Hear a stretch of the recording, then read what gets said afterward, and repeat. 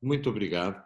Nós temos agora uma saudação por parte da nossa Executive Director de Nova Iorque, do Global Compact, não é? Que é um dos nossos braços. E eu pedi à Regi que colocasse esse vídeo para dar um pontapé de saída, digamos assim, ao nosso debate. Será que é possível?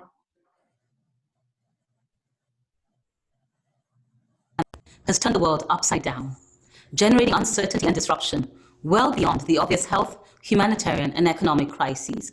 It's also challenging reputations, governance, public trust in institutions, and the rule of law.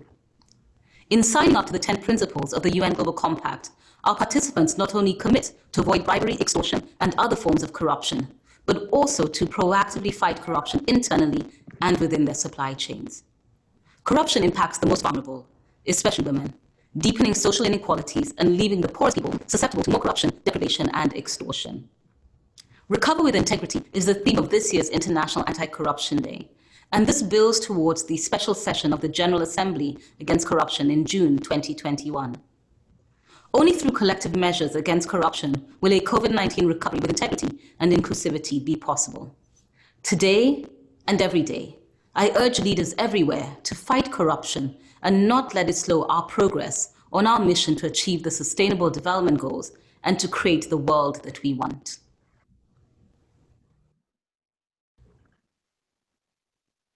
Ora bem, muito obrigado. Bem, então como puderam ver, os temas não têm muito novo, porque estas questões já começaram a ser endereçadas há vários anos, de acordo com esta abordagem. A abordagem que preferimos falar em integridade e não em corrupção. Ou melhor, preferimos falar da saúde e não da doença. Além disso, o chapéu geral para toda esta ação que nós colocamos é, evidentemente, a sustentabilidade, é a inclusão, é o desenvolvimento sustentável para toda a humanidade, não deixando ninguém para trás. A corrupção é inimiga disso tudo. Este ano colocou-se muito a questão do Covid, como não pode deixar de ser. A pandemia afetou-nos globalmente, afetou a forma como os negócios decorrem. Alguns negócios estão muito bem, é assim sempre que há uma grande crise há quem veja o seu negócio valorizado, mas há outros negócios que estão muitíssimo mal. E para muitas zonas do mundo que dependiam criticamente do turismo como fonte de receita, as notícias são de facto muito más. De igual modo, também esta crise levou as grandes potências, como a União Europeia, a considerar muito importante a autonomia regional, isto é, menos importações e mais produção local, por razões que estão à vista de todos. Mas isso também é potenciado, sustentado pelas preocupações ambientais de reduzir a pegada logística, a pegada do transporte, a pegada do armazenamento. E, portanto, a produção local permite mitigar tudo isso. Isto são ameaças para os países que, mais uma vez, dependem da exportação de matérias-primas ou dependem da exportação de produtos agrícolas e que são, portanto, também afetados por esta matéria. A sugestão que as Nações Unidas deixam a todos é que vamos recuperar, como é óbvio, a partir do próximo ano, todos os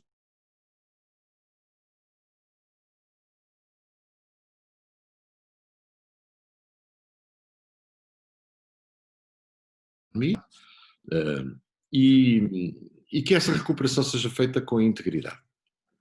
Integridade é traduzida pela OCDE como a capacidade de uma organização ser governada segundo valores, princípios, normas éticas que têm a ver com o interesse da organização e não apenas com o interesse particular de quem, de uma forma ou de outra, tem capacidade decisória na organização. Portanto, é esta integridade que nós falamos, a integridade de orientarmos as nossas ações enquanto membros de uma organização para o bem da organização, obviamente para o bem das pessoas que trabalham na organização também, mas não apenas e jamais apenas para o nosso próprio bem pessoal. É o colocar o nosso bem pessoal acima do interesse da organização, que normalmente se chama corrupção.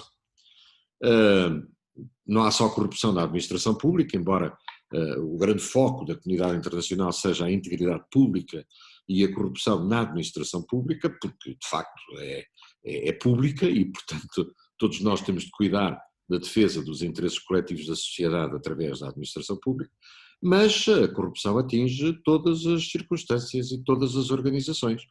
É possível encontrar a traição aos objetivos organizacionais em favor de objetivos pessoais em todo o lado. Todo lado. E a solução não é outra senão, em todo o lado, criarmos uma cultura de integridade, de lealdade e de fidelidade aos objetivos organizacionais para quem nós trabalhamos, a quem nós servimos e, portanto, fazer com que cada organização obtenha aquilo que contrata, ou seja, um trabalhador, uma trabalhadora leal, dedicada e cumpridora das regras que a organização estabeleceu.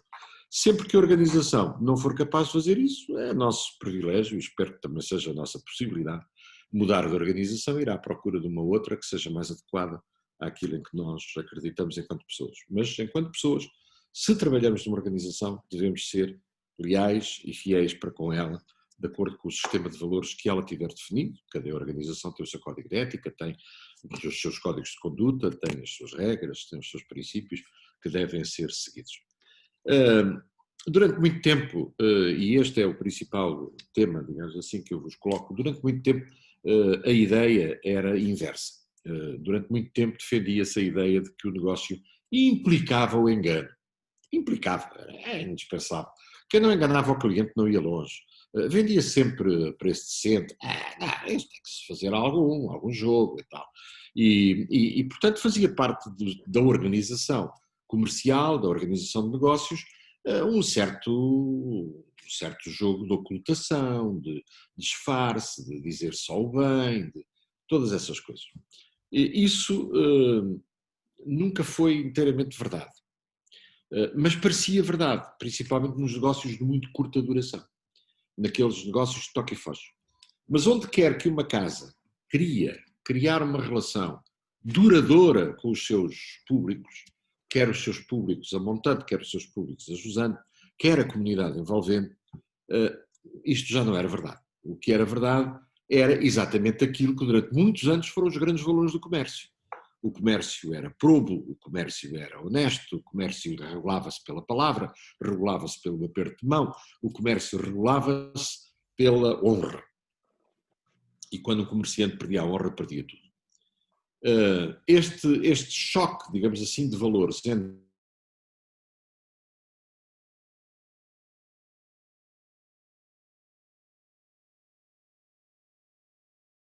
é o pai da República, portanto. E os valores que depois se tornaram eram modernos, nos anos 70, esta ideia de que o que era preciso era vencer. Todos vocês se lembram do tempo em que se endeusou o sucesso. E o sucesso branqueava tudo, desde que se tivesse sucesso. O resto, como é que se tinha arranjado o dinheiro, já não era particularmente importante. E isto foi uma época perversa que hoje estamos, penso que em toda a parte do mundo, a abandonar e a preferir uma relação duradoura, estável e baseada em relações de confiança, como disse a Maria Helena, porque ética e confiança são quase sinónimos, não é?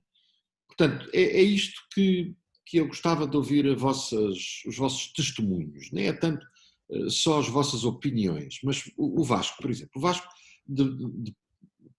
dirige, é responsável de uma instituição financeira com muitos anos, seguramente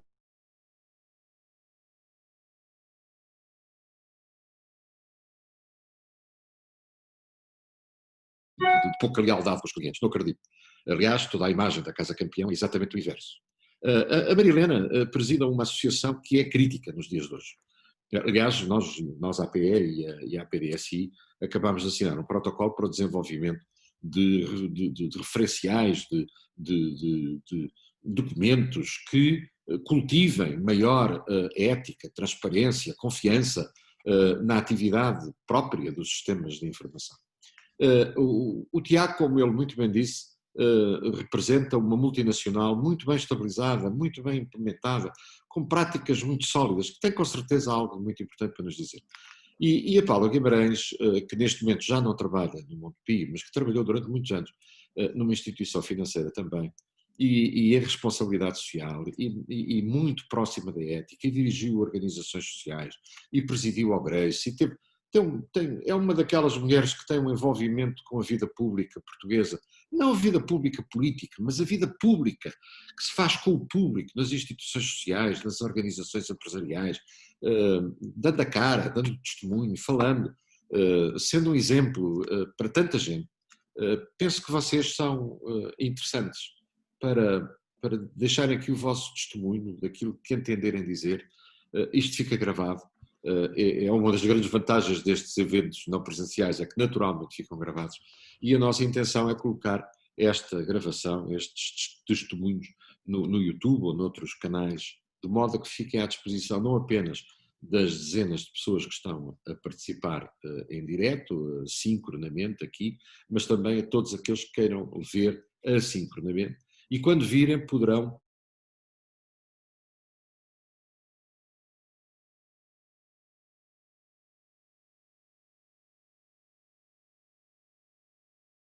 Portanto, já chega de introdução. Talvez, seguindo a ordem aqui do meu ecrã, eu começasse por pedir ao Vasco um depoimento, na sua dupla qualidade também, porque é inevitável que ele também aqui nos deixe algum testemunho enquanto dirigente do comércio. Ele é um dirigente da Confederação do Comércio e Serviços de Portugal e também tem uma visão sobre estas questões muito alargada. Aliás, não é nunca de esquecer que a Confederação do Comércio e Serviços de Portugal foi a confederação que teve, desde muito cedo, um código de ética para o comércio, que estimulou a ética no comércio, que produziu um referencial para esse efeito, e isso nunca deve deixar de ser saudado, essa iniciativa da CCP. Vasco, alguns minutos. Ora, isto são 10h48, temos algum tempo. Quando quiseres. Em primeiro lugar, queria agradecer ao meu amigo Mário Parra da Silva o facto de ter-me convidado para esta sessão. Aparentemente, quando vi o tema, comecei a pensar, agora por acaso com a exposição, representa a quarta ou quinta geração, o senhor que está atrás de mim foi o primeiro, mas tem uma curiosidade que intrinca com aquilo que foi a introdução do engenheiro Parra da Silva, é que ele simultaneamente era republicano e fez parte da Carbonari e fez parte do grupo do Buissa. Era uma das pessoas que poderia estar escalada ao rei Dom Carlos, felizmente depois não o Buissa e o Alfredo Silva. Mas curiosamente era comerciante. Ele e o irmão tinham esta fação. A questão do republicanismo e do comércio intrinca-se. E se calhar os valores trincam. Uma das coisas mais curiosas que o engenheiro Parra da Silva disse é que, de facto, há determinados valores. Quer dizer, essa questão de enganar para aqui alguns, como nós estamos situados na Baixa de Lisboa, faz-me lembrar aqui aquilo que diz é verdade para alguns comerciantes, nomeadamente da restauração, de algumas zonas aqui da Baixa, conseguem enganar o turista uma vez, mas depois os locais não enganam e por acaso são aqueles que tanto os turistas enganaram e os locais já sabem, os locais não frequentam esses restaurantes e portanto as pessoas não vão. E a primeira vez que eu tive talvez um contato com isto foi com o meu tio-avô. E o meu tio-avô, eu vinha das férias trabalhar aqui para a loja, tinha para aí os meus 18, 19 anos, e uma vez fui mais ríspido com o cliente. Não é que não tivesse razão em relação àquilo que estava a passar, mas depois o meu tio-avô, sabiamente que estava ao meu lado, deixou o cliente seguir para mim e disse assim: ó Vasco, tu não tens razão. Ótimo, mas o cliente fez aquilo e o outro. Não, tu não tens razão. O cliente tem sempre razão. Ou seja, foram estes os valores que me foram incutidos. E o cliente tem sempre razão, mesmo que não tenha razão, e temos de ter um serviço ao cliente. É essa a razão ou o facto que sustenta os 180 anos desta casa, que foram comemorados este ano, num ano bem trágico, em que não podemos comemorar e saber bem aquilo que é a nossa ciência. Este é pelo lado do comércio. Pelo meu lado materno, que não tem nada a ver com a Campeão, eu tive sempre o exemplo dos meus maiores, porque servidores. E recordo-me sempre de um exemplo: o meu bisavô era um alto funcionário da administração pública. E no casamento da minha mãe começaram a surgir assim uns presentes, um pouco umas pratas e umas coisas quaisquer. E o meu avô foi ver os cartões de quem eram enviados e, para grande desgosto da minha mãe e da minha avó, foram todos devolvidos, porque não eram possíveis ser recebidos, até porque eram pessoas que não tinham sido convidadas para o casamento. E, portanto, é este tipo de mentalidade que me informa. Do ponto de vista das empresas, aquilo que me parece que é mais importante é que esta ética tem que existir a todas as empresas. Porque senão a corrupção tem um fator nas empresas que é muito mau, que é o fator de ser um entrave à livre concorrência das empresas. E se tivermos uma livre concorrência das empresas, as empresas não vão funcionar bem e a economia não vai funcionar bem. Por outro lado, eu também sou jurista e uma das coisas que me impressiona mais, e do ponto de vista da empresa, é a produção legislativa. E aí, se calhar, a União Europeia tem alguma responsabilidade sobre o assunto, porque nós temos leis para tudo e mais alguma coisa e depois muitas vezes não aplicamos. Eu vou dar um pequeno exemplo disto. Eu, a certa altura da minha vida profissional, enquanto advogado, representei uma empresa que estava a fazer, americana, que estava a fazer as obras no ponto 25 de Abril. E a certa altura, porque não decidiram gratificar, digamos assim, os polícias da Polícia Marítima, houve uns cripopó com os funcionários e a certa altura o diretor-geral de Portugal, que era um dos vice-presidentes da empresa, foi acusado de um crime. Um crime que é de um decreto não sei quantos, de 1926. E o senhor lá foi acusado, vai-se para julgamento. A certa altura, eu entrei em meio do processo e no julgamento começo a entregar, ou seja, uma coisa completamente anacrónica. Não tinha razão de existir. Que só era conhecido num dos determinados meios que eram os determinados. E recordo-me perfeitamente começar tive que ir arranjar um livro de 1970. Passou-se em 90 dias, 1000 e tal, anotada, e de repente começa a entregar uma data de documentação e a própria juiz diz: mas doutor, para está a entregar esta documentação para fazer prova do que isto é um crime de desobediência. Não, doutora, é um crime do artigo não sei quantos, de 1926.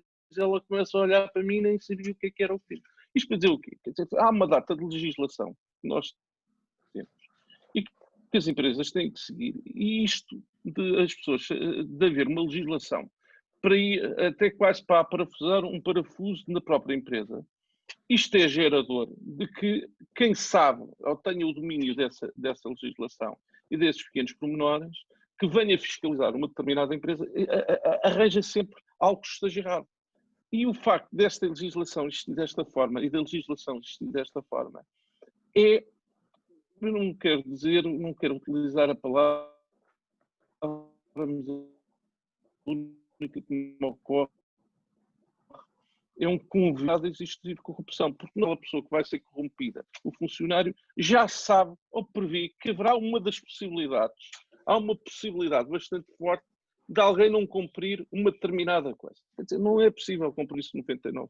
E, portanto, uma das coisas e um dos remédios, para ainda de encontrar as palavras do engenheiro Parra da Silva, que eu acho que seriam importantes para as empresas,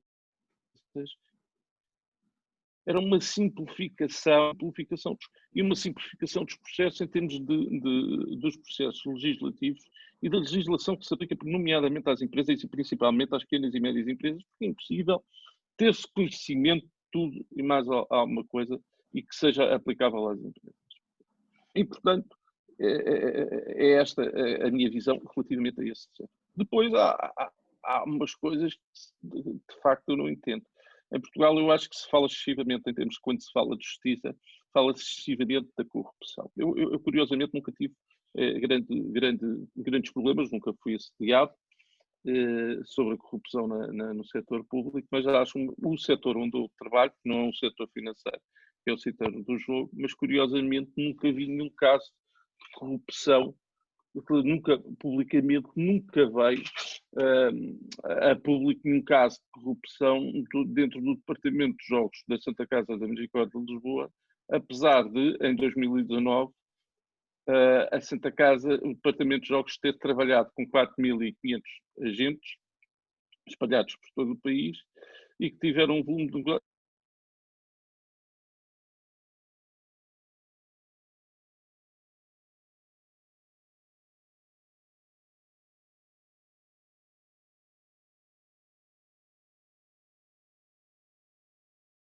intermédio, seja ao nível mais baixo, se calhar ouve-se falar de que há pessoas que dão X para terem uma máquina da Santa Casa, etc. Ouve-se falar muitas coisas, mas factos concretos não há. Há coisas que são estranhas, mas factos concretos não existem. E, portanto, há coisas que são estranhas, e isto para dizer uma coisa. A nível da administração pública, fala-se muito em ministros, primeiros ministros e etc. Mas nunca se fala do resto para baixo. O resto para baixo não existe. Ou seja, como também não existe, por exemplo, na Santa Casa, como eu mencionei, também não existe, por exemplo, numa Câmara que eu conheço bem, que é a Câmara Municipal de Lisboa, não existe no caso de corrupção, não soube falar. Só soube falar em vereadores, de vereador para cima. Ministros, secretários de Estado, para baixo, não se ouve falar, é uma coisa que eu acho um pouco estranha, só se há aquilo que coisa. Agora, só se há aquela ética que o Mário Parra da Silva existia, porque em toda a administração pública existe a 100% isso. Depois houve aquilo que o Mário disse, que eu acho que é realmente bastante importante. Nós estamos muito focados na questão da corrupção, muito ligada à administração pública. Mas a corrupção pode não existir só na administração pública. Pode também existir nas empresas. Isso depende de quem dirige aos vários níveis da empresa, se existe corrupção ou não existe corrupção. Coisa. Por exemplo, no meu setor pode haver uma coisa mencionado, que é questões de capital. As questões de branqueamento de capital, se a pessoa tiver um lugar-chave, nomeadamente, falava-se há uns anos, mas a história pode ser contada de outra forma, que havia quem adquirisse taludas, sortes grandes da Loteria Nacional para fazerem branqueamento de capitais. Isso existiu, essas histórias existiram, por acaso na minha casa não tenho conhecimento, mas sei de alguns dos meus colegas que existiu, é que de facto as pessoas alertavam, pessoas dentro das empresas alertavam quem queria comprar, de quem é que tinha ganho esse prémio. E, portanto, isso também pode ser uma forma de corrupção. Uma forma de corrupção pode ser as pessoas que estão num determinado lugar de direção determinarem que as compras aos fornecedores o fornecedor deverá ser A e não B, com prejuízo da própria organização. E isso é uma forma de corrupção também. Portanto, a questão da corrupção não é uma coisa que exista meramente. Eu acho que estamos muito focados na questão da corrupção e do combate à corrupção dentro das organizações públicas, mas também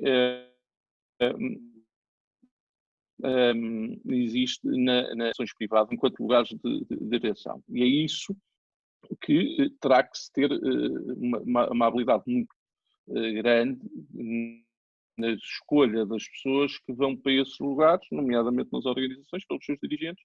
E, de facto, como o Mário disse, nas organizações privadas, quem as dirige tem que colocar os seus interesses pessoais de lado até porque no caso dos administradores e dos gerentes têm um dever legal que existe de seguirem o interesse da própria sociedade, e o interesse da própria sociedade é o interesse dos acionistas ou dos sócios, é o interesse dos trabalhadores e da comunidade em geral. E, portanto, para a minha primeira intervenção ficaria por aqui. Muito bem, sim senhor, era o que eu ia sugerir, que nós fizéssemos várias rondas, assim vamos provocando uns aos outros, etc. Maria Helena. Bom, eu há pouco disseste para me apresentar e eu comecei logo a falar da APDSI e, portanto, mas tu tiveste a gentileza de me apresentar, presidente da APDSI, desde 2018. Portanto, a APDSI teve teve o professor Dias Coelho, teve o Luís Vidigal, portanto, teve vários presidentes. Eu sou desde 2018 e estamos a trabalhar com um grupo de 7 pessoas na direção e um secretariado muito diminuto. E, portanto, temos um objetivo, que é manter os níveis de confiança no mercado, não entusiasmando por tudo aquilo que a sociedade da informação nos está a trazer hoje e que nos vem trazer depois, e a mudança dos comportamentos que são necessários e os cuidados que são necessários para encarar esse impacto das tecnologias. As tecnologias, e eu faço aqui um pormenor, eu sou professora da universidade e sou licenciada em matemática, portanto, e na universidade neste momento estou na área da administração pública. E, portanto, a administração pública é uma área fundamental, mesmo do ponto de vista científico, porque a maioria das pessoas que convive nas empresas e que convive como cidadãos não sofrem os efeitos da administração pública e não estão dentro da complexidade de tudo o que tem vindo a ser os modelos de gestão da administração pública mais tradicional até hoje, e os modelos preconizados hoje em dia é uma nova governança pública que está mais de acordo com o que o Dr. Vasco de Melo acabou de referir e que o engenheiro Mário também referiu, que é envolver as várias instituições em rede e, portanto, a praticar, fortalecer a prática dos princípios de boa governança. E essa prática, mais auditabilidade, eficácia, eficiência, transparência, portanto, todos esses princípios, se forem adotados pelas organizações, pelas instituições da administração pública, e quando falo da administração pública é central, local, portanto, progressivamente esses princípios vão sendo difundidos e deverão ser adotados. Tem que haver esforço para essa adoção, naturalmente, tem que haver esforço para a manutenção da integridade e dos princípios de ética. Como foi referido, a parte mais crítica é que a não existência deles mata a confiança, e uma organização com níveis baixos de confiança não resiste. Não resiste e tem impactos negativos na sociedade. E nós temos aqui, a Paula vai falar disso com certeza, mas temos o 16º Objetivo de Desenvolvimento Sustentável, em que todas as instituições nacionais e internacionais referem que as instituições têm que ser fortes que é para resistirem a estes comportamentos, que não vão deixar de existir naturalmente, mas é necessário que toda a população, a todos os níveis, esteja mais ciente do que é a corrupção, do que é a ética, a integridade, e fazer isso e praticá-los. Eu tenho um amigo meu que está no CPC, no Conselho de Prevenção da Corrupção, no Tribunal de Contas, e ele, ainda ontem falava com ele dizia que a confiança é equiparada ao cimento que une as paredes, que liga as paredes das instituições. E se esse cimento é fraco, as instituições, elas próprias, também são fracas. Portanto, tudo tem que ser feito para construir mais confiança. A confiança, a PDSI, por exemplo, temos sempre a nossa preocupação é manter os níveis de confiança com o mercado e somos uma plataforma independente, portanto temos que, quem nos patrocina os eventos são as empresas e mantemos os nossos níveis de ética e integridade em todas as interligações que temos com as empresas. As empresas também temos a administração pública connosco, numa série de instituições, e temos os nossos associados.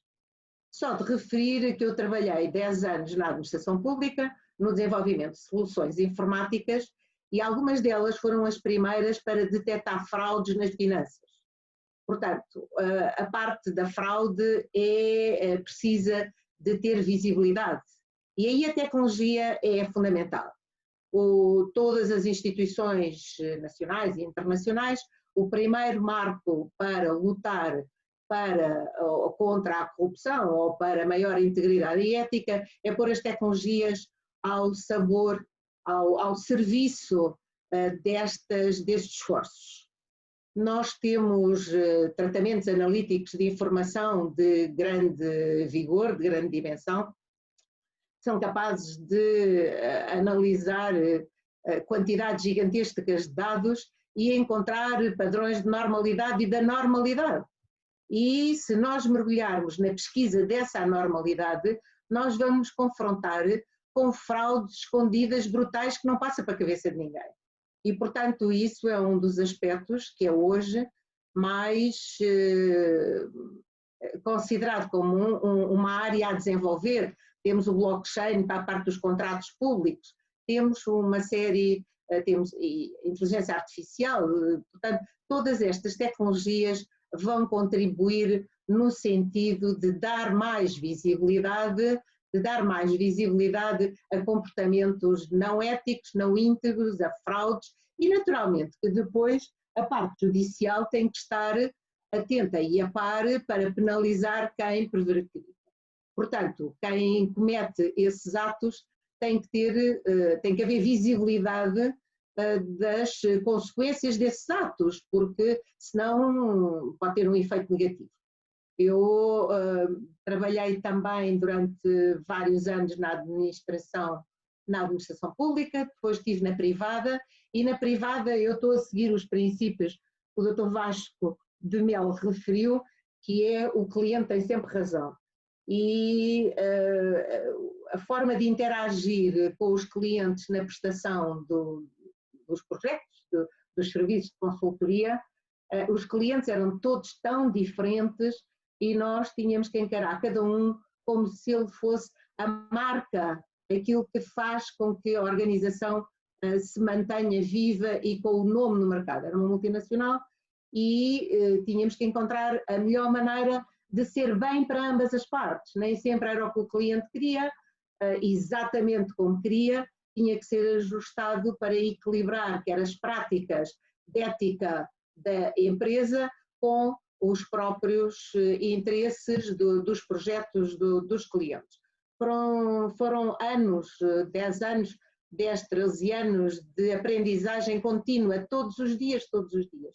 E a única coisa que eu posso dizer, com a minha experiência pessoal, é que sempre fui muito bem sucedida com os princípios de ética e integridade que apliquei no meu dia-a-dia e constantemente, desde a produção das propostas até à discussão dos preços, até à entrega final do projeto.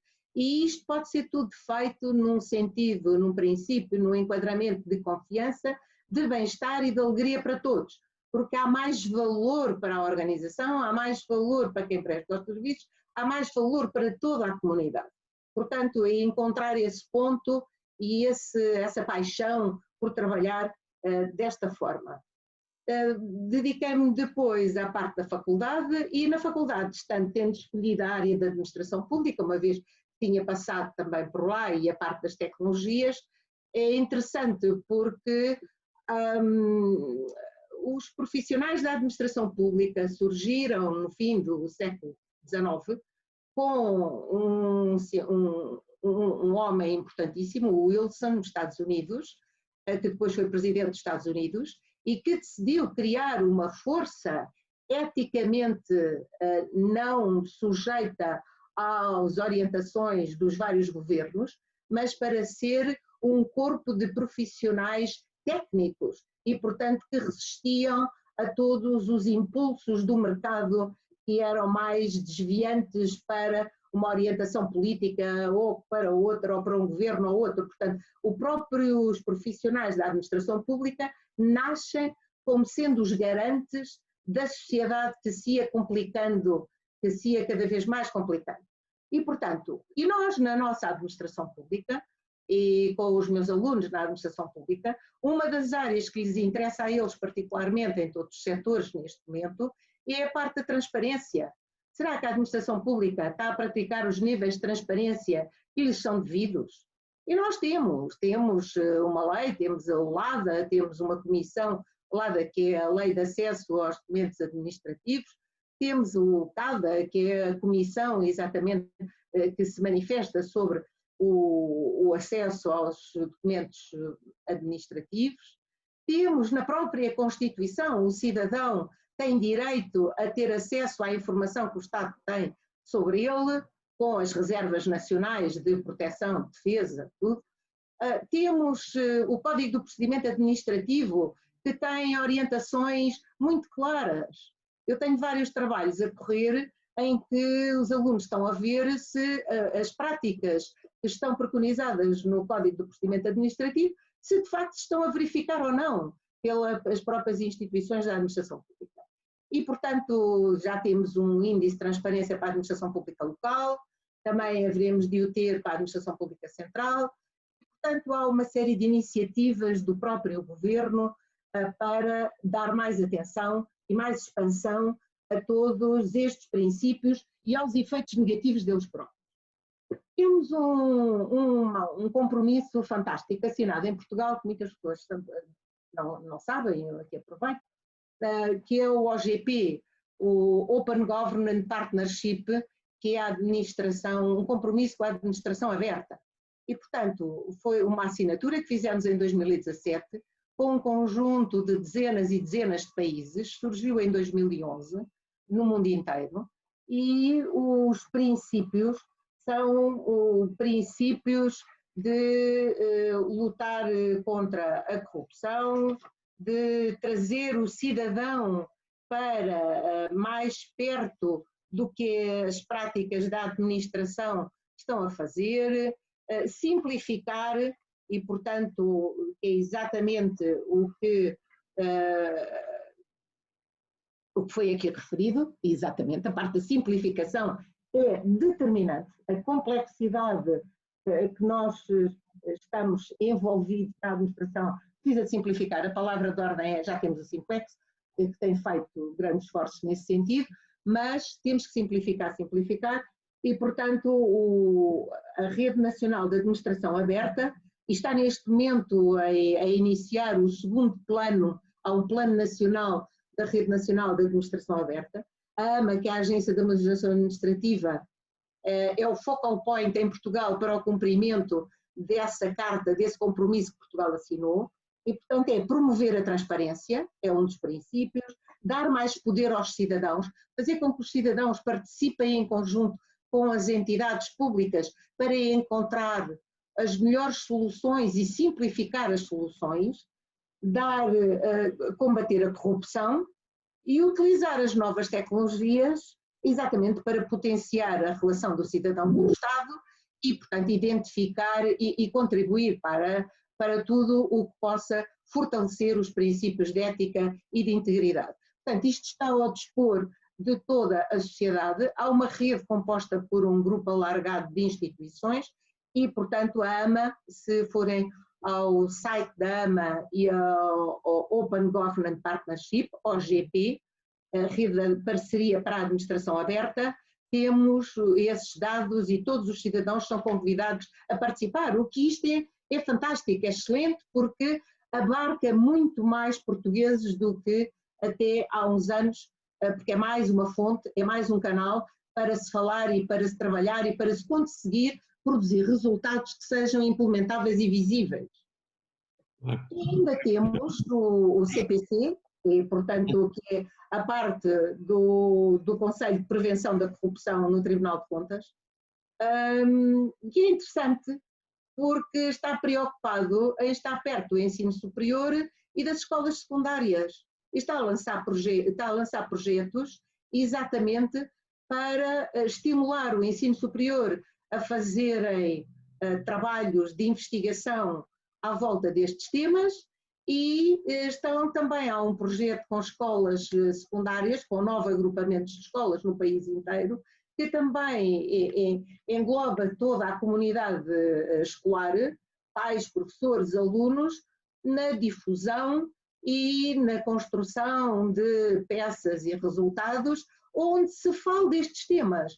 E todos os cidadãos têm que estar mais conscientes do seu papel fortíssimo em dizer não e do seu papel fortíssimo em colaborar com estes princípios que só podem ser bons para o desenvolvimento da sociedade.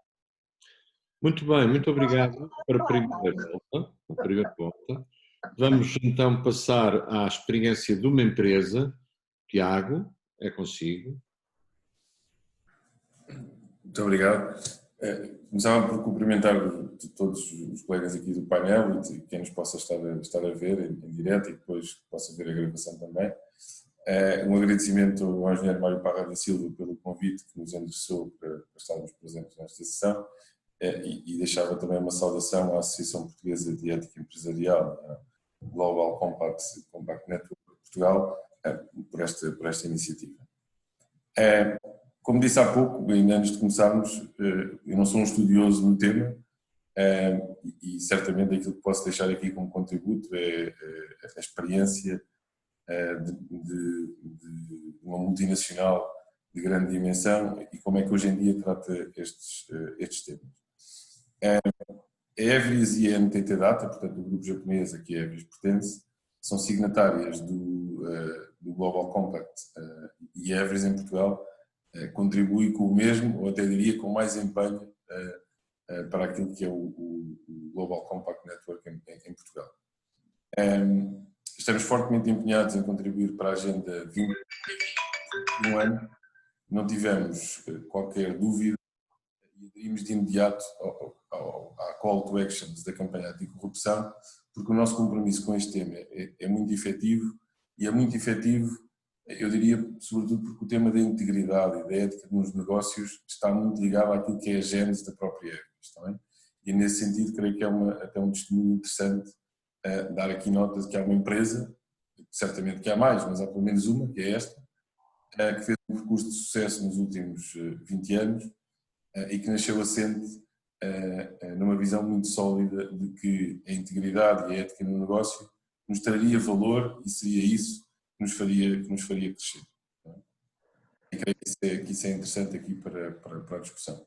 Hoje em dia, obviamente que temos, e porque estas temáticas nos últimos anos têm tido um acento especial, um conjunto de políticas e práticas internas que temos implementadas e que vamos continuamente evoluindo, e que acho que também seria interessante poder partilhar convosco, mas mais importante, e volto ao ponto anterior, a convicção que colocamos no dia-a-dia nos nossos comportamentos e nas nossas atitudes, que estão muito ligados àquilo que são os valores da própria companhia.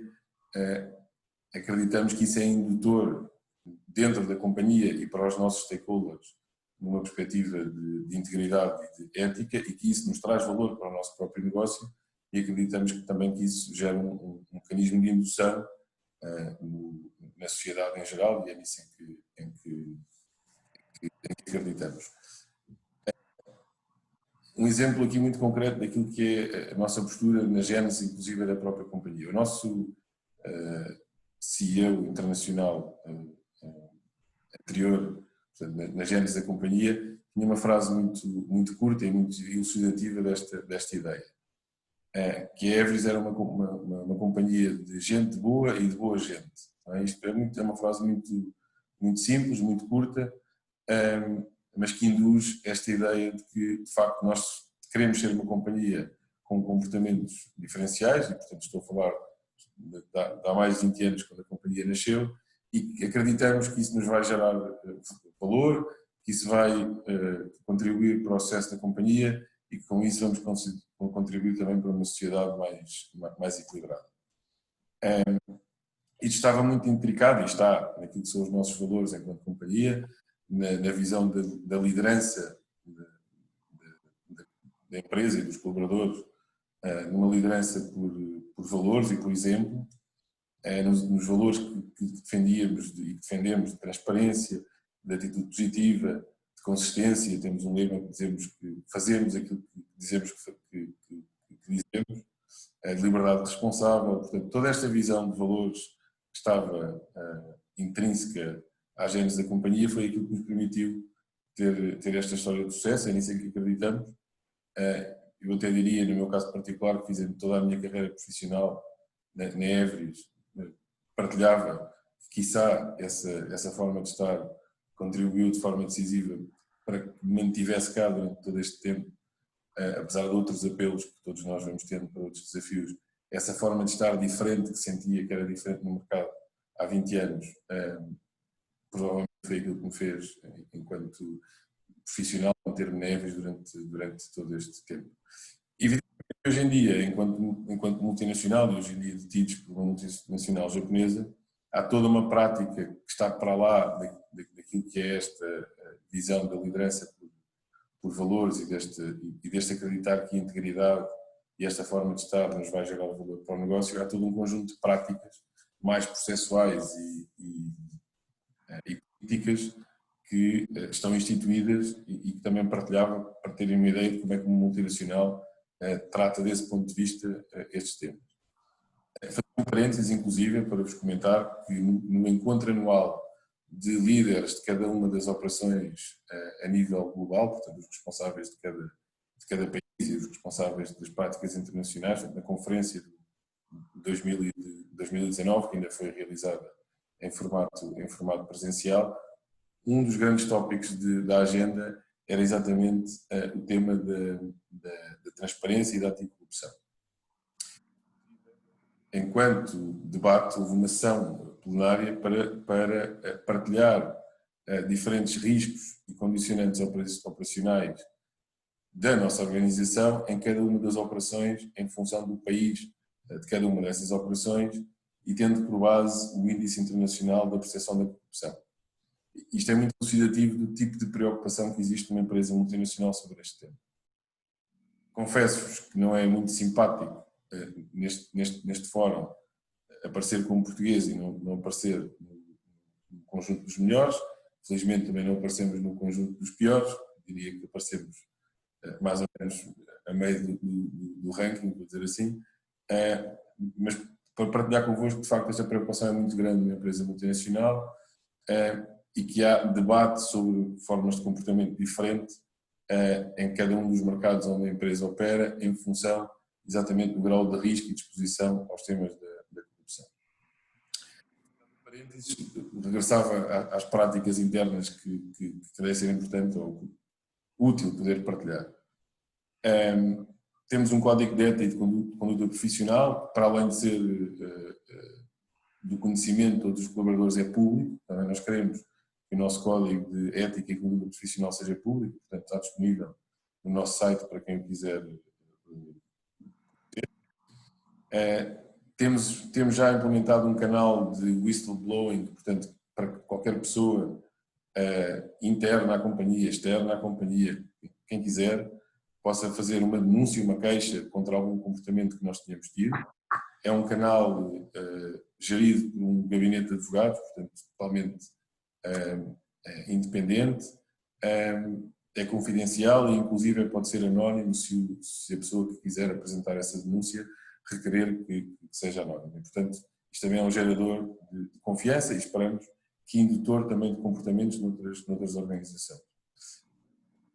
Temos uma política de anticorrupção, antissuborno e anti-branqueamento de capitais, alinhada com as diferentes normas e orientações internacionais e fruto de sermos uma multinacional, temos que alinhar estas políticas não só com as diretrizes da União Europeia, mas também com as diretrizes das instituições americanas, inglesas, japonesas, portanto tem que casar com toda esta panóplia de orientações. e onde se definem regras claras, por exemplo, para aquilo que possam ser os comportamentos de cada um dos colaboradores e das áreas da empresa relativamente a presentes, hospitalidade com clientes e parceiros, patrocínios e doações, o que é que podemos fazer, o que é que não podemos fazer, relações com partidos políticos, regras muito estritas de formas de pagamento e de recebimento de fornecedores e de clientes, portanto tudo isso está muito bem definido e para além disso, nesta política também se define de forma muito clara o que é que são as ações de formação, de divulgação, de auditoria, de controle, de monitorização que têm que ser levadas a cabo. Dava-vos 2 exemplos concretos de práticas, depois tudo tem que resultar em coisas práticas, porque senão é demasiado teórico. Dava-vos 2 exemplos concretos. Desde há anos todos os colaboradores têm como obrigatória uma formação de compliance que abrange todas estas temáticas.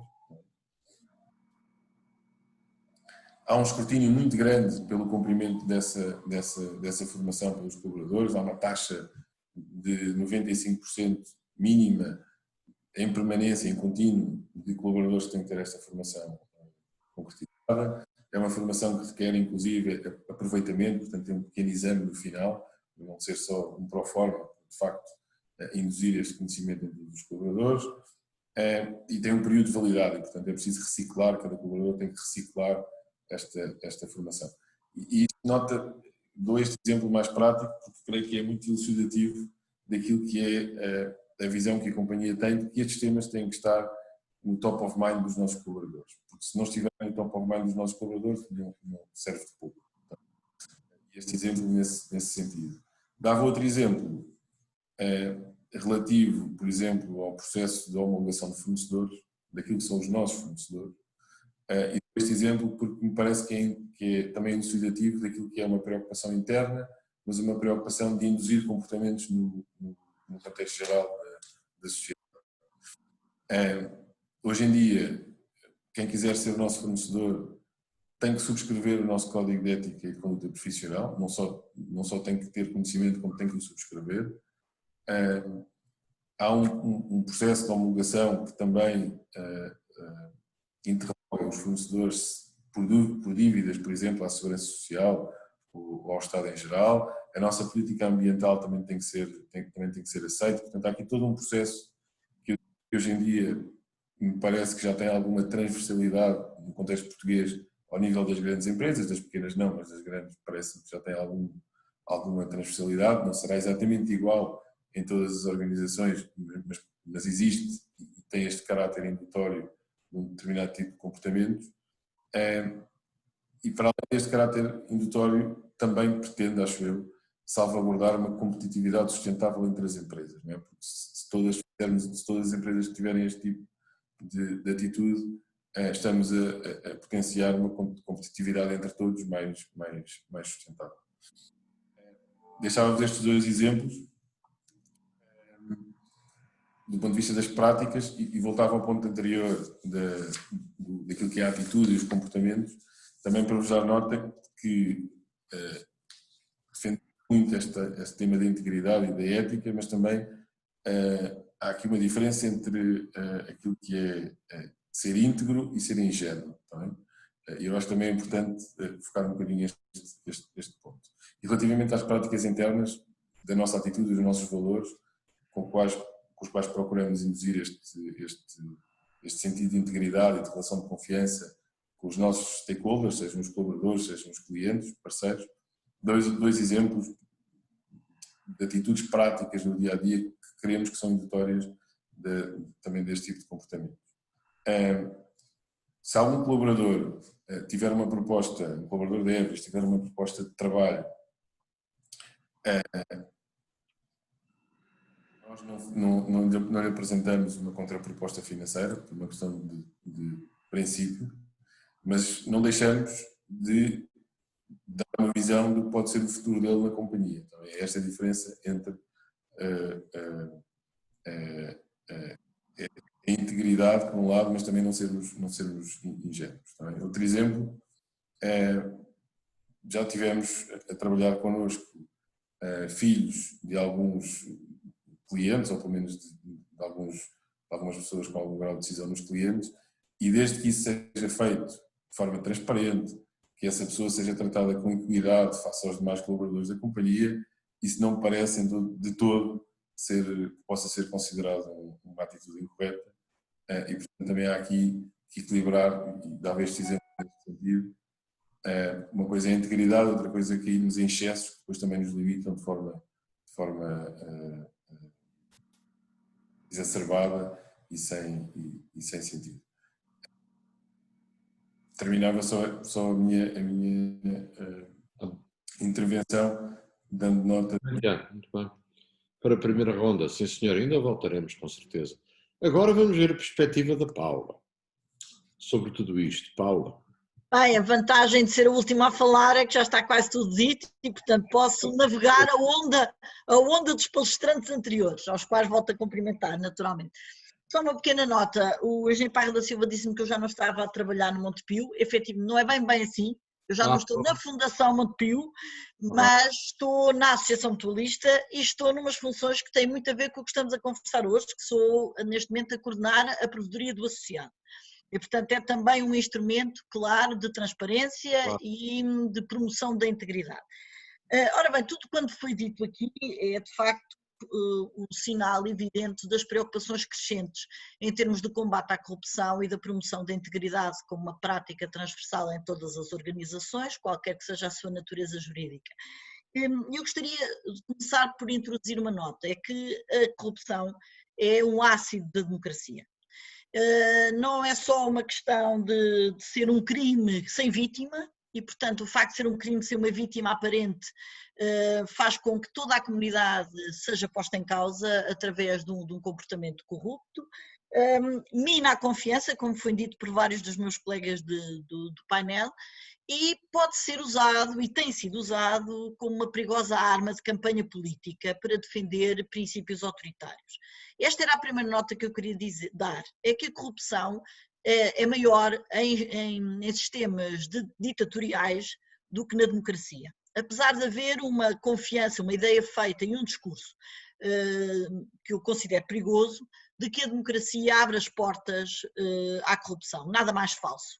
São as democracias mais consolidadas, aquelas que apresentam, no ranking de que o Tiago falava há pouco, aquelas que apresentam melhores índices de combate à corrupção. E, portanto, a primeira nota é de que, ao combatermos a corrupção e promovermos a integridade nas organizações, seja na administração pública, seja nas entidades privadas, seja no setor da economia social, nós estamos a dar mais densidade, mais substância e a aprofundarmos os princípios da democracia. Depois dar-vos nota de que, efetivamente, houve muito trabalho feito no âmbito da administração pública, não só na definição de conceitos jurídicos, mas na própria produção legislativa, mas tem sido também feito um grande esforço ao nível das entidades privadas, não só das empresas, mas com as entidades da economia social. E aí o Global Compact, através do seu princípio 10 e o objetivo 16 dos Objetivos para o Desenvolvimento Sustentável foram um grande alicerce e um grande empurrão para tornar este tema um tema absolutamente crucial e transversal no posicionamento das empresas. E já foi referido aqui vários exemplos de como as empresas podem e devem combater a corrupção a todo o custo, como nos sugere e como nos incita o Global Compact.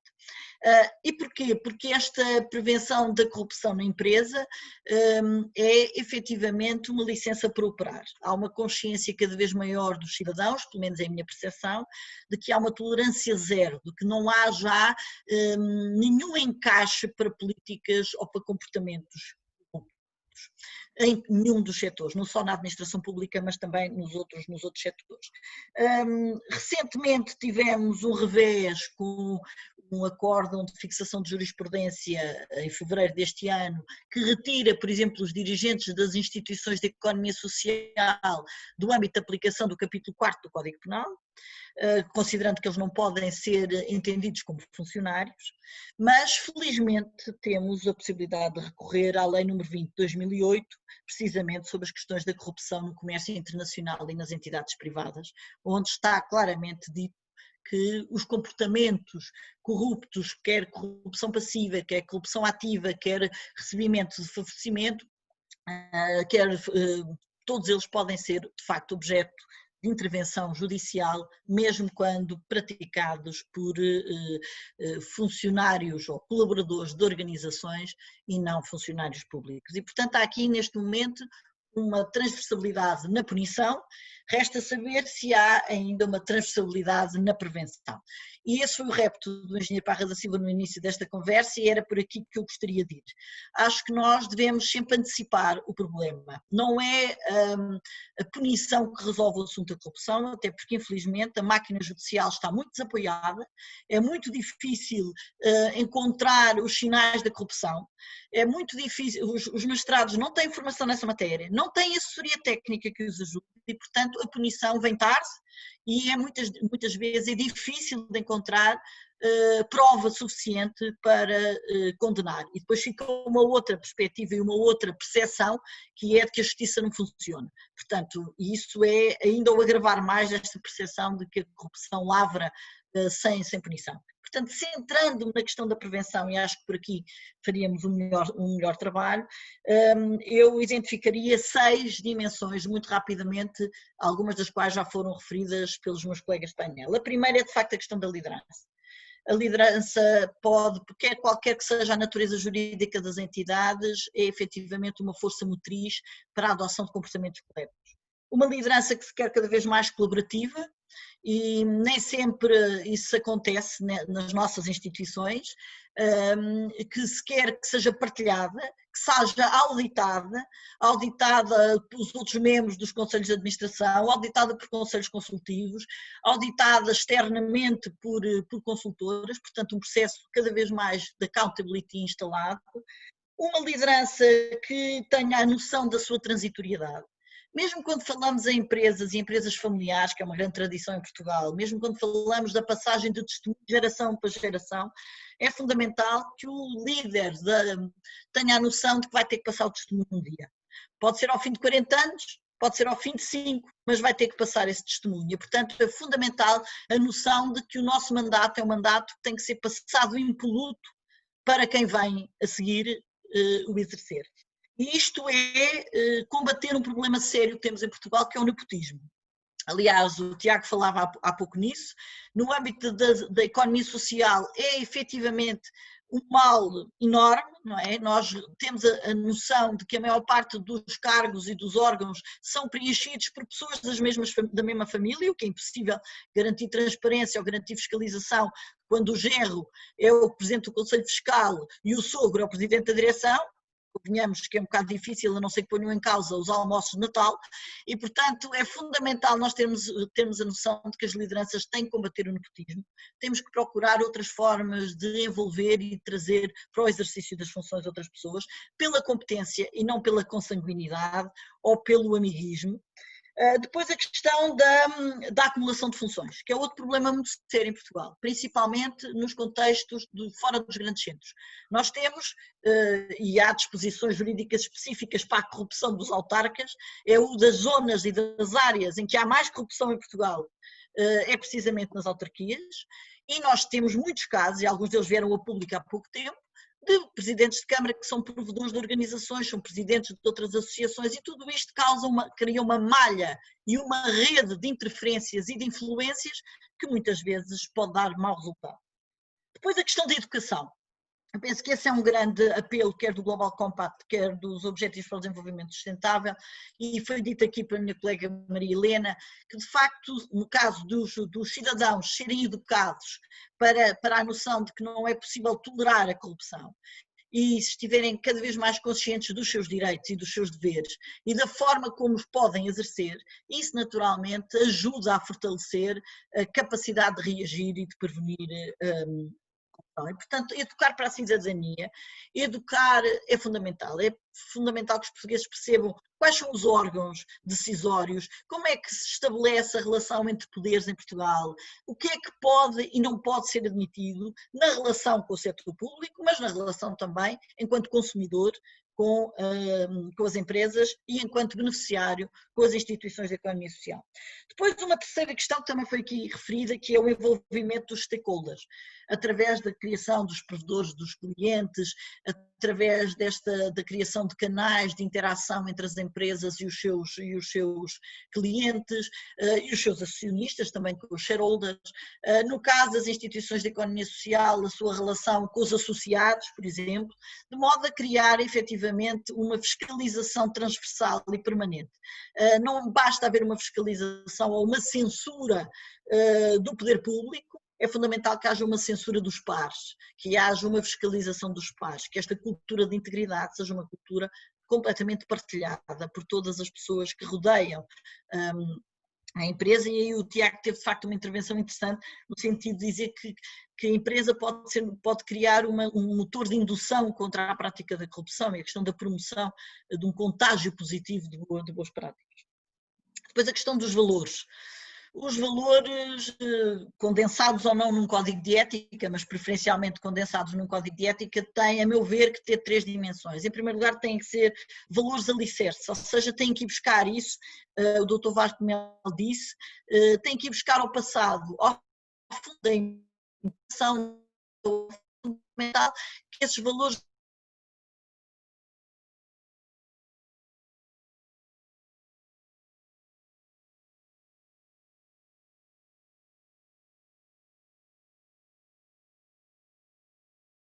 ou da organização face ao futuro, que não fiquem parados no tempo, porque se não se atualizam, se não acompanham, podem se fragilizar e podem ser uma abertura também para processos de corrupção. E também valores que sejam coerentes com a prática. Isso também foi dito aqui, a importância de agir de acordo com o que se fala, de não haver uma discrepância entre aquilo que está no código ético ou que está na missão e nos valores da empresa e depois aquilo que é a sua prática corrente dia a dia. Um quinto aspecto que me parece fundamental é a questão do reporte e da transparência. Reporte e transparência que não sejam apenas para cumprir calendário ou para acalmar os supervisores, mas relatórios que efetivamente transformem a organização numa organização aquário, que desfaçam as muralhas, que combatam a opacidade do funcionamento das organizações. E este reporte e transparência é também, mais uma vez, transversal a todas as organizações, independentemente da sua natureza jurídica, e dizer-vos que eu tenho o gosto de estar a participar neste momento num grupo de trabalho criado pela Universidade Católica, precisamente para discutir e criar indicadores e referenciais de transparência para o setor da economia social. Também aqui é fundamental, principalmente porque recebem fundos públicos e, portanto, são suportados por todos nós, que haja claramente uma transparência na forma como utilizam esses meios. E, por último, a questão do colaborador como embaixador da integridade. Foi aqui também falado na criação de canais para que o colaborador possa sinalizar práticas que possam pôr em causa a integridade da empresa. Nunca é demais referir que a questão do estatuto do denunciante é fundamental. É fundamental fazer esta distinção de que não vale tudo, mas que uma pessoa que conhece, que trabalha na organização, que tem um acesso legítimo à informação e se apercebe que há práticas de corrupção naquela organização, tem o dever de denunciar e pode ser protegido nesse processo de denúncia. E eu acho que isto é fundamental. Mas para além da denúncia, que é sempre uma coisa feia e é sempre uma coisa de fim de linha, é fundamental que o colaborador se sinta suficientemente à vontade na sua organização para que ele próprio seja um modelo de integridade na forma como atua, mas que sinta sempre a possibilidade e que tenha este canal aberto para transmitir superiormente as suas dúvidas, as suas suspeitas, os seus desconfortos relativamente a algumas práticas com as quais se cruzou. E aqui eu coloco uma questão, e por aqui me calo, que é para podermos fazer a segunda ronda, mas coloco uma questão que é corrupção e pandemia. Porque os tempos de crise que vivemos também abrem as portas para muita coisa e são alibi para muita coisa.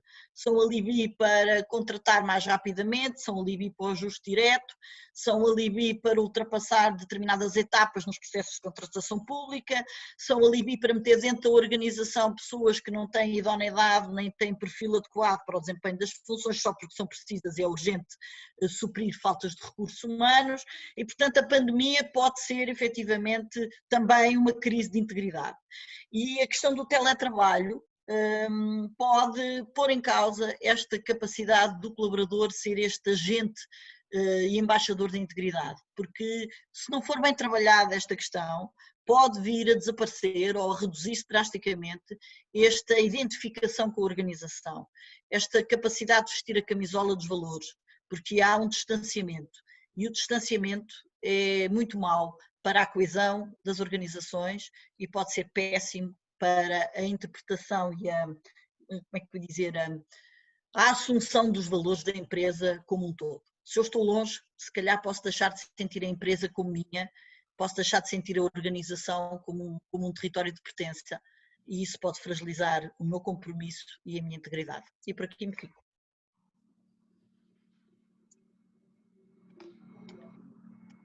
Engenheiro está sem som. Já está, já está. Não, eu tive sempre o som para... É melhor nestas coisas, porque não está a falar deve tirar o som. Bem, como devem calcular, este é um tema que nos levaria aqui o dia todo. Mas uma das coisas que mais me preocupa, não é tanto preocupar, mas que me dá que pensar, é o facto de em Portugal aparentemente a corrupção ser uma coisa bastante bem aceita.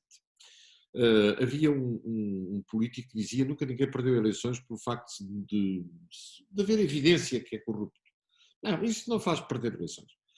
E de facto há um dito português até que é isto, cada um com poder governa-se.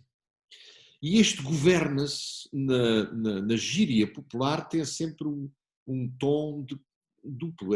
Por um lado, governa-se significa a bicha ao que puder, por outro lado, o governo, são pessoas que a bicha ao que podem. Não é? Isto é profundamente perverso.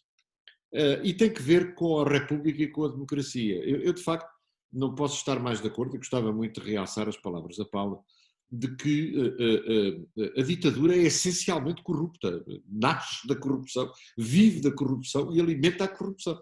O que tem é um controle sobre os meios de comunicação social, portanto não se sabe, não é? Mas obviamente que em ditadura nós temos de seguir as regras de quem manda e as regras de quem manda não são de livre concorrência e de igualdade entre as organizações, como o Vasco sublinhava, que é, de facto, o pior efeito da corrupção é retirar às organizações a capacidade de competir com base na qualidade, na oferta, no serviço, no bem que fazem. Passa-se a competir com base nos amigos que se têm e nas facilidades que se obtêm e nos conhecimentos e nos esquemas e tal. E isso é profundamente perverso. Quer dizer, as ditaduras não são só más porque nos tiram a liberdade, são más porque, em geral, são bastante pouco competitivas. Geram no seio dos seus países um ambiente tipo Venezuela, não é? Onde o ordenado mínimo já vai a €1. Claro que lá na moeda deles vale muito, mas não vale nada, porque de facto as organizações não estão lá com possibilidade de competir de maneira normal, ou seja, baseado naquilo que oferecem, mas sim para agradarem aos donos. Muito do que gerou a República foram estas preocupações. A monarquia não tinha conseguido, em Portugal, porque noutros países não foi assim, mas em Portugal não tinha conseguido ser uma monarquia aberta, onde todas as pessoas da sociedade se sentissem em pé de igualdade nas suas oportunidades. Portanto, é engraçado que todos estes temas se ligam e ligam-se com tudo aquilo que vocês disseram, se liga e liga-se com o enorme desafio que é agora dependermos cada vez mais de uma tecnologia que nos coloca do lado de lá uma máquina. Eu já nem consigo reclamar. Do lado de lá tenho uma gravação que diz carreguem 2 se for não sei o quê, carreguem 1 se for não sei o quê. Já não há mails para onde se mandem reclamações, já não se sabe quem é responsável. Isto não pode, evidentemente, continuar e é evidentemente que vai ter que haver maior responsabilização. No entanto, o grande drama é este. O marketplace, portanto, A sociedade não é composta por anjinhos. As organizações estão a competir entre si. As organizações têm que se proteger. As organizações têm os seus segredos. Eu nunca gostei do termo transparência. Gosto mais do termo translucidez. Mas é muito complicado. As organizações devem ser translúcidas, mas não transparentes.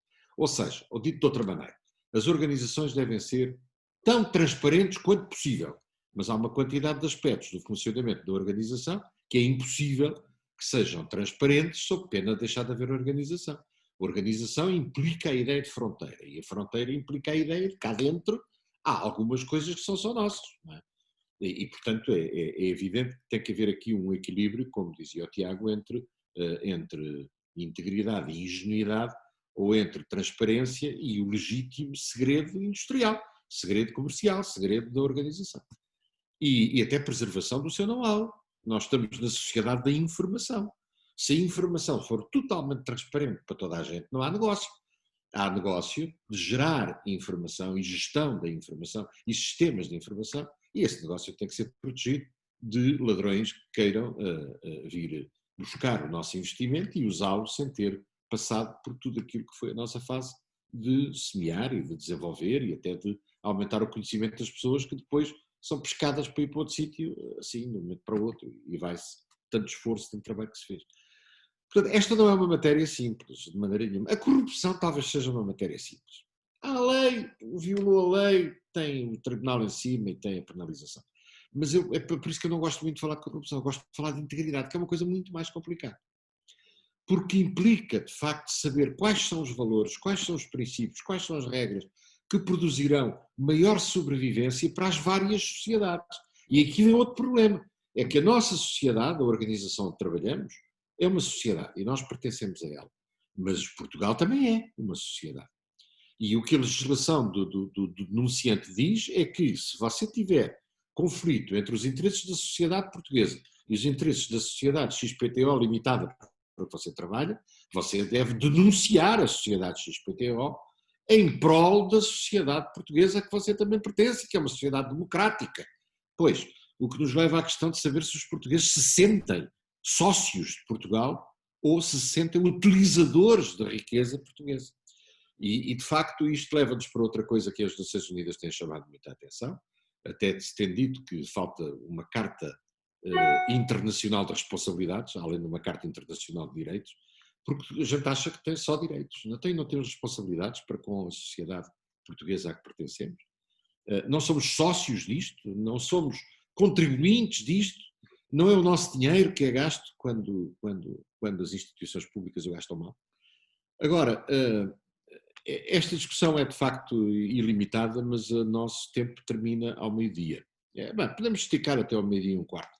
E, portanto, sobre esta questão da legitimidade da corrupção pública, quando toda a gente a condena em privado, é uma questão que eu gostava muito de ouvir a vossa opinião. Há salvação para Portugal? Conseguimos criar no povo português a ideia de que é melhor ser ético? Ó Vasco, o que é que acha? Está a ouvir-me? Tá? Eu acho que as pessoas cada vez mais... Estou. Eu acho que as pessoas estão cada vez mais atentas a estes assuntos. Como algo... Estou? Não sei se me estão a ouvir. Estamos a ouvir, estamos. Ok. Eu acho que as pessoas estão cada vez estão mais atentas a estes assuntos. É porque depois há os indícios e as pessoas, quer dizer, como o Mário dizia, numa situação de democracia, muitas vezes também as coisas são mais visíveis e, de facto, com alguma alteração de mentalidade que ocorreu nos anos 70 e nos anos 80 e nos anos 90, as coisas são mais transparentes e também as coisas são mais visíveis, porque muitas vezes as pessoas não sabem bem.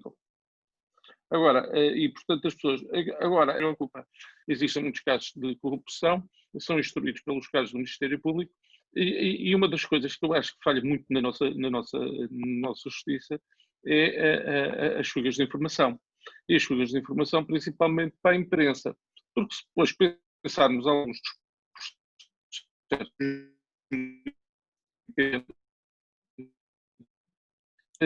verificamos, e já foi por algumas pessoas, na mais possível, muitos depois podem cair. E o pior que existe na justiça é primeiro dar-se uma percepção antes do julgamento de que aquelas pessoas, uma condenação, perdão, aquilo que eu quero dizer é aquilo que eu vou me expressar. Fazer uma condenação em praça pública através dos meios de comunicação social e que depois, e isso é uma causa sobre o jogador, isso, em que o jogador deve ir para o julgamento, supostamente, teoricamente, deverá ir para o... E depois o jogador, muitas vezes, se tiver essa coragem, e corretamente, quando vai a julgar, julga perante aquilo que são as provas que lhe são carregadas para o processo, e depois, quando aparecem as provas que são carregadas para o processo, muitas vezes verifica-se que as provas são um baralho de cartas que cai completamente, um castelo de cartas que cai completamente face ao julgamento. E isso é perverso. É perverso porque aquele que tem a presunção de inocência até o julgamento poderá ser julgado de inocente, mas que afinal já foi condenado na praça pública através dos meios de comunicação social. É o julgador, porque afinal depois aquilo que vai acontecer para a maior parte da população não percebe e não compreende a forma como foi tomada a decisão pelo julgador e que se calhar pode ser irrepreensível do ponto de vista técnico, mas depois do ponto de vista comunicacional e do ponto de vista da população não é inteligível, porque aquelas pessoas já foram demonstradas tão afincadamente que são culpadas e que têm essa culpa e, portanto, essa culpa existe. É uma coisa que o julgamento feito à praça pública já foi feito e, portanto, a única coisa que existe é a retificação daquilo que foi o julgamento público pelo julgamento por parte dos magistrados judiciais. E o que me estava a lembrar agora é que estes julgamentos que são feitos na praça pública e depois o resultado tem que ser feito, tem que ser igual pelo resultado do Tribunal Judicial, curiosamente, é muito semelhante àquilo que existiam, por exemplo, em ditaduras, em que muitas vezes, estou-me a lembrar naquilo que aconteceu, por exemplo, na Alemanha nazista, ou, para não ser também, dizerem que estou a dizer só de uma coisa, mas também na União Soviética, é que se fazia, antes preparava-se a opinião pública e depois chegava-se aos julgamentos e os julgamentos era aquilo que a opinião pública tinha sido dito. E, portanto, há que ter muito cuidado com isto e com a prova. E tenho algum medo que depois, no fim, o engenheiro Parra da Silva disse, lá está mais um recurso, o tipo escapou-se, uma coisa, não há provas. Até porque a prova é difícil. Por exemplo, eu vou dar um caso que é público do engenheiro Sócrates. Muitas das decisões, curiosamente, são decisões que vamos a analisar, são se calhar as decisões que dão origem àquelas acusações de corrupção, eram decisões que teriam que ser tomadas ou por terceiras pessoas, ou por órgãos coletivos, como nomeadamente o Conselho de Ministros. E, portanto, quando depois não há uma acusação às outras pessoas que estariam na tomada de decisão, é um bocado estranho que depois vais-se acusações à pessoa. Isto não pode ser uma acusação em que se diga assim, epá, aquele tipo convenceu fulano tal a fazer isto. Isto é coisa. E voltando também a outra situação de corrupção, que eu acho essa mais engraçada, ao presidente do Benfica, o senhor Luís Filipe Vieira, que em relação à questão do processo de Sintra, o que ele queria era que a justiça fosse mais rápida. E, portanto, temos que também ver também a questão, e volto a frisar aquilo que foi dito na minha primeira intervenção. Aquilo que pode estar na origem das decisões. Porque aquele caso do Sr. Luís Filipe nem era para só obter mais alguma coisa, ele obter uma decisão favorável ou desfavorável. Não, era para saber ou ver se o processo andava mais depressa. E, portanto, a justiça também tem que ter alguma corresponsabilidade. Porque temos que evitar, principalmente, e isso é que me parece que não existe em Portugal, é que se tem que evitar os focos de corrupção.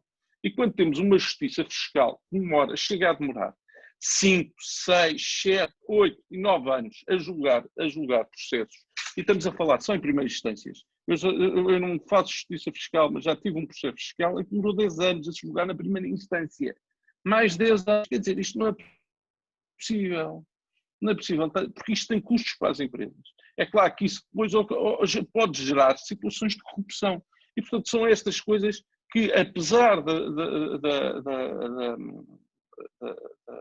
e depois, apesar da população estar muito ciente da questão da corrupção, e eu estou-me a lembrar de um presidente da área de Lisboa que sistematicamente o voto, e por acaso o conselho dele não é daqueles que, em termos de habilitações literárias dos seus munícipes, seja aquele que tenha menos habilitações, mas que as pessoas dizem, epá, pelo menos ele faz obra. E curiosamente já foi julgado, mas nunca foi julgado por corrupção, nunca lhe conseguiram, ou pelo menos nunca lhe verificaram a existência de algum indício de corrupção. Obrigado. Obrigado. Obrigado, Vasco. Maria Helena, diga um comentáriozinho sobre isto. É uma observadora privilegiada, senhora professora. Diga. Deve ter o seu som desligado. É isso. Portugal eu acredito em Portugal.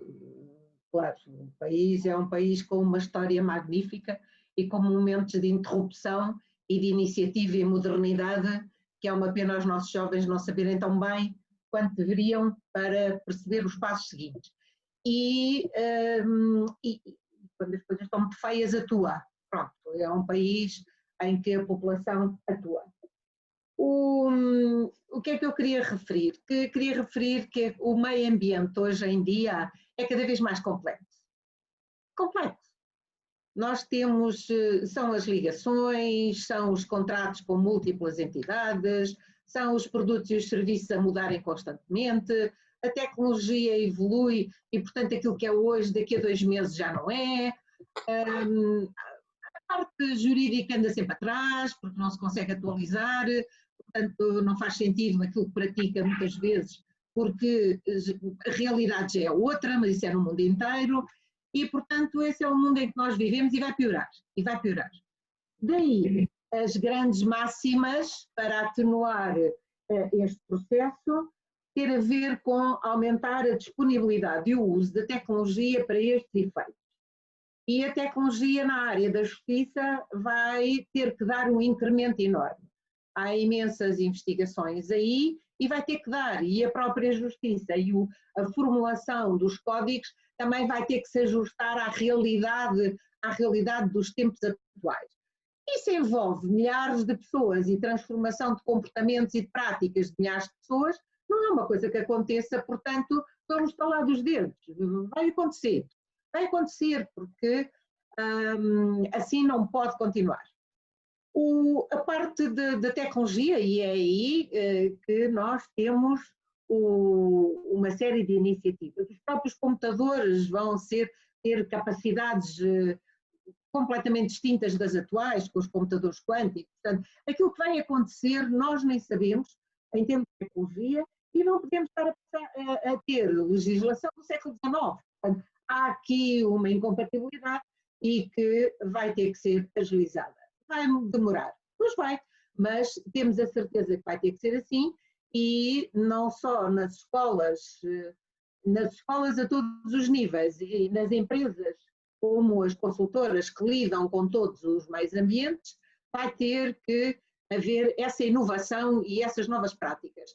E a parte da economia social é fundamental, porque, de certa maneira, anda sempre atrás e, portanto, tem que levar um impulso de todos aqueles princípios que a Paula referiu, que muitos não conhecem, não têm que saber, nunca levaram a isso ser conhecido, mas têm que saber as práticas de liderança, o que é a liderança na economia social. E os líderes, a Paula refere que as pessoas estão mais afastadas por causa do Covid, mas isto também dá possibilidade às lideranças estarem mais perto dos seus profissionais. E nós na administração pública tivemos as iniciativas do Estamos On, em que de um momento para o outro nada falhou, porque as práticas de interligação entre o profissional que está em casa e a gestão de topo foi estabelecida de forma mais próxima. E as práticas de liderança têm que se ajustar, têm que estar perto dos seus profissionais. É uma oportunidade de pôr esses novos modelos em funcionamento. As práticas e os princípios de boa governança, é preciso explicar e traduzir por miúdos o que é e qual é a vantagem para os países e para as empresas de ser mais auditável, de ter mais visibilidade pública, de ser eficaz e mostrar essa eficácia, de desenvolver competências constantemente, quer nas partes técnicas, quer na parte de gestão. Nós não temos... As nossas empresas são muito pequenas e médias empresas e os seus responsáveis tiveram oportunidades de aprender as práticas de gestão que os defendem e que os catapultam até para o mercado internacional. Se calhar não, se calhar é aí que vamos ter que investir mais, vamos ter que estar mais perto deles, mas não é fazer com que todos sejam iguais, não, é perceber o ponto de partida de cada um, porque o ponto de partida de cada um é completamente diferente e não é por eu despejar uma série de conteúdos que as pessoas aprendem. Eu tenho que ir à voz de cada um e perceber o que é que ele precisa para melhorar e seguir esses passos. E isso é possível, isso é possível. Dá mais trabalho, pois dá, pronto, mas é possível. Daí, um terceiro ponto extremamente importante é pensar em todos estes temas de forma sistemática, de forma sistémica e de forma sistemática e depois trabalhar coletivamente. É como o princípio 16, 16 e o 17 dos ODS preconizam e porque temos que fortalecer as instituições e trabalhar todos em conjunto. E essa visibilidade não é só de literatura, tem que estar presente em toda a sociedade. E só assim fortalecemos a parte da democracia. Eu termino só referindo uma iniciativa que nós vamos ter na APDSI. Portanto, em janeiro vai ser difundido e vão ser todos convidados a assinarem um manifesto, que é um manifesto que é o compromisso nacional de uma transformação digital, onde nós já estamos, mas centrada no ser humano. E isto é a nossa preocupação. Como o Mário estava a referir há pouco, nós vamos interagir com máquinas. É ótimo, tem vantagens fantásticas e tem também uma série de defeitos. É preciso que todos os profissionais que estão envolvidos na construção das soluções automáticas, desde os gestores de topo até aos engenheiros que estão na sua produção, estejam imbuídos de que aquilo que estão a fazer é para trazer melhoria de vida para os seres humanos. E, portanto, não é para os seus interesses pessoais, não é para os seus interesses empresariais, organizacionais. É para os seres humanos. E isto até parece caricato, mas não é, não é. Nós temos que dizer as verdades e temos que levar as pessoas a pensar, e individualmente os profissionais têm que pensar que eles têm um papel ativo quando estão a fazer uma solução, que todas as estruturas que estão à volta e que estão acima e que estão abaixo têm que estar envolvidas no mesmo espírito. Aquilo que estão a fazer é para ser usado por seres humanos, não é por ser usados por máquinas. Não passamos para um mundo de máquinas, passamos para fortalecer com as tecnologias o mundo dos seres humanos. Esse manifesto vai ser lançado logo em janeiro, é um compromisso que tem 7 pontos e que ainda não existe. Não encontramos nada, não temos nada com este formato a pensar no ser humano, apesar de haver, e naturalmente, ao nível da Comissão Europeia, temos uma série de legislação com essas preocupações, mas nós na APDSI quisemos fazer este compromisso e temos um novo grupo, que há um grupo de missão, nós trabalhamos por grupo de missão exatamente para produzir resultados, e há um grupo chamado Questões Éticas decorrentes da concepção e utilização. Nós que estamos que nós que estamos perto desse processo de produção nos assusta o suficiente para querer formalizar esse compromisso de forma pública e, portanto, é isso que vamos pôr em marcha. E a APDSI está disponível para todos vós. Muito obrigado, Maria Helena. Muito obrigado. Só a título porque está no momento, a APE e a APDSI propõem-se também, nós já falámos ao IPQ sobre a matéria, criar uma norma portuguesa neste domínio com a vocação desde o primeiro dia de se tornar uma norma europeia, porque isto corresponde de facto a uma necessidade e a uma lacuna. E, portanto, vamos ver, acho que vamos ser bem-sucedidos, porque temos dos melhores profissionais a trabalhar neste domínio do vosso lado e nós sabemos alguma coisa de normalização. Tiago, é consigo. De forma muito sumária, se calhar fazia só referência aqui a dois aspectos. Parece-me decisivo esta aposta no exemplo e passarmos a reconhecer quem paga impostos em lugar de falarmos de quem não paga, ou seja, esta visão do exemplo e da indução de comportamentos parece-me que é decisiva e pessoalmente creio que esse será o caminho para lidar com todos estes temas.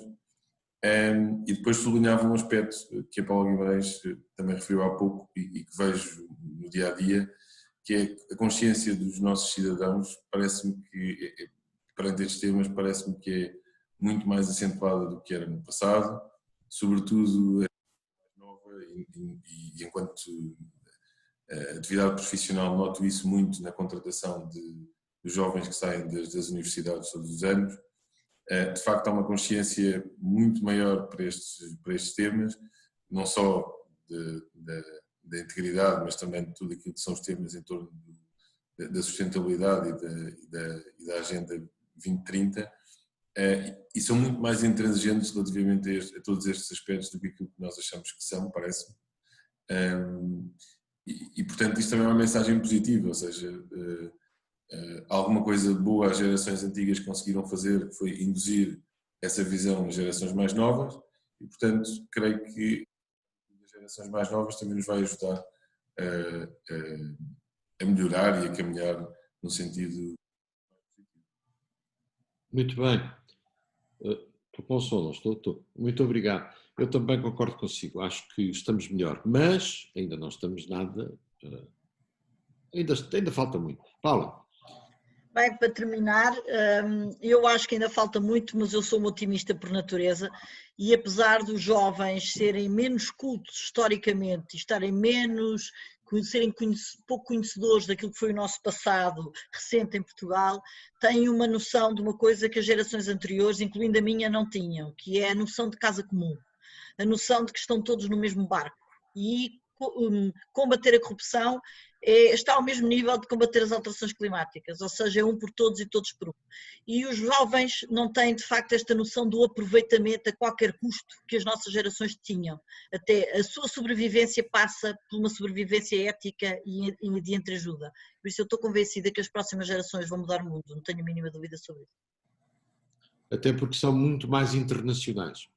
E quanto mais globais, mais locais, não é? Mais nós temos consciência do nosso sítio. Quanto mais andamos pelo mundo e temos de competir pelo mundo, mais sabemos que esta é a casa que temos de defender, porque é ela que podemos sempre regressar, se for preciso. Um dos comentários que recebemos chama muita atenção para a necessidade de que a integridade e o combate à corrupção seja ligado à educação política, à educação para uma cidadania participativa. E não para a ideia de que não votar acaba por ser uma maneira de exprimir revolta. Não votar é apenas uma maneira de exprimir a nossa desistência e a aceitação da continuidade das coisas. Eu concordo com esta intervenção, que de facto chama muita atenção para a necessidade de que a corrupção seja combatida no domínio político para que possa ser aplicada em todo o lado.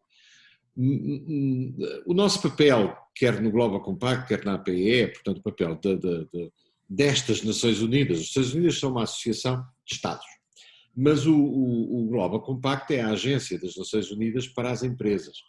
para as organizações, independentemente da sua razão social, mas organizações business. E eu acho que a nossa concentração aqui deve ser muito nesta situação da falta de integridade nas organizações.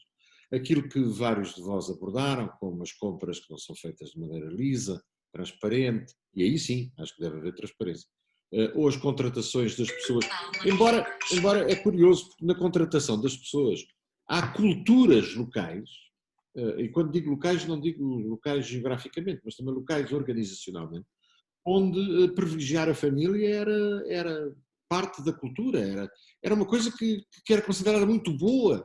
Nós temos acima de tudo que ser pelos nossos colaboradores, pelos nossos trabalhadores, e se eles têm uma filha, um filho que necessita de emprego, nós temos que lhe dar prioridade. Isto existia, não era mau, era apenas uma questão de fronteiras mais limitadas.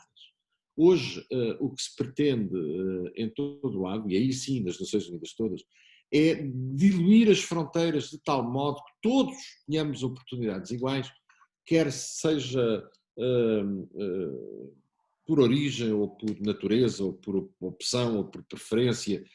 Ninguém deve ser discriminado e as pessoas devem ser consideradas independentemente de quaisquer esses fatores e apenas em função do fator das suas competências, do seu mérito, da sua disponibilidade, da sua capacidade. É um processo em curso. Aliás, eu costumo dizer que a sustentabilidade, a Agenda 2030 e o desenvolvimento sustentável no seu conjunto trouxe a necessidade de uma nova ética para as organizações.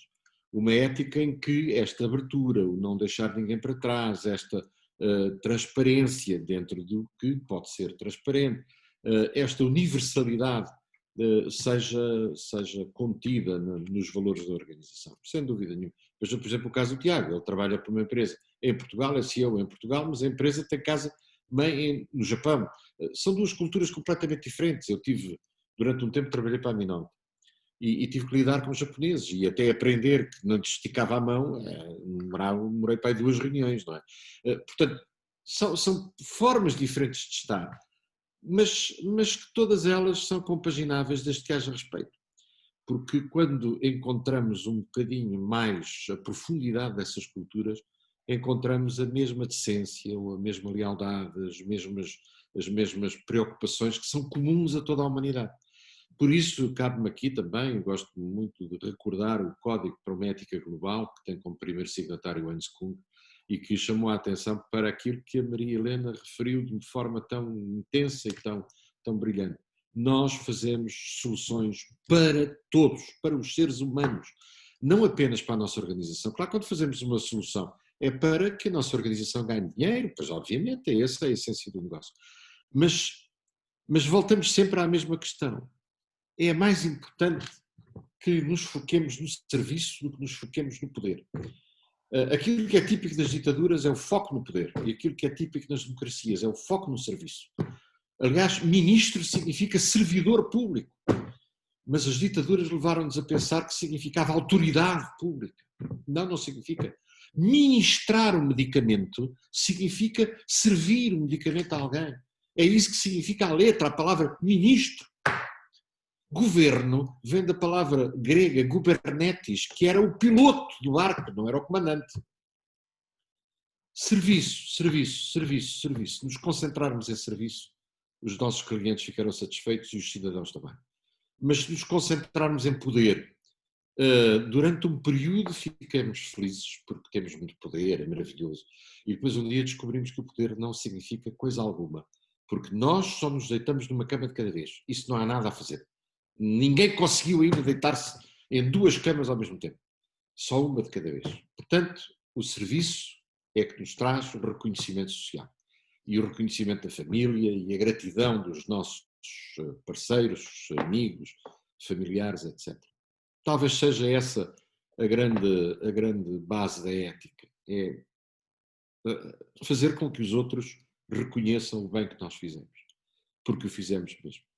Bem, resta-me agradecer-vos muito. Isto é muito pouco tempo, mas é o que é possível. Estamos em contacto. Os participantes vão continuar em contacto, porque eles podem continuar a participar neste evento através de comentários no YouTube e, por maioria de razão, aqueles que aqui intervieram neste painel, vocês, a quem mais uma vez agradeço, podem continuar a intervir. Muito obrigado a todos. A APE e a GCNP não poderiam fazer isto sem vós. Obrigado a todos. Muito obrigado. Muito obrigado.